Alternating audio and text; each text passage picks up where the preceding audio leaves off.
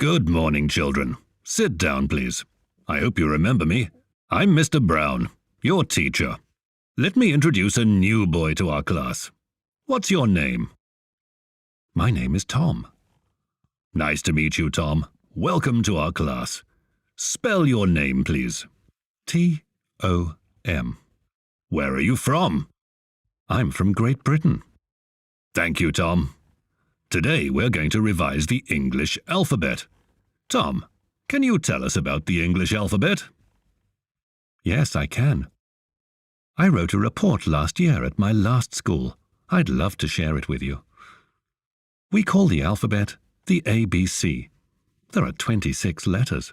A, B, C, D, E, F, G, H, I, J, K, L, M, N, O, P, Q, R, S, T, U, V, W, X, Y, Z.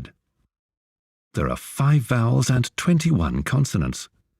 They can all produce 40 sounds. That makes learning English a bit difficult.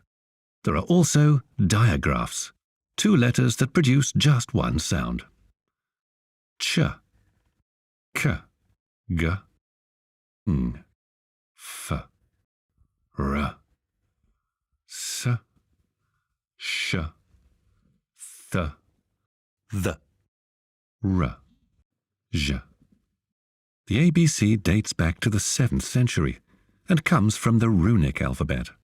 Our alphabet is similar to French and Latin. You can find a lot of words that came from these languages.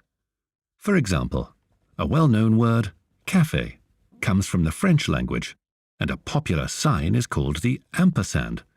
It means and. Signs like this are called ligatures, one symbol instead of 2 or more letters. And they come from an ancient Latin preposition, et, which means e, or and. Well done. That was a very interesting report. Thank you, Tom. I can see that you love your country and your language. You can take your place. So, dear students, let's learn some more interesting facts about the ABC and practice new words together.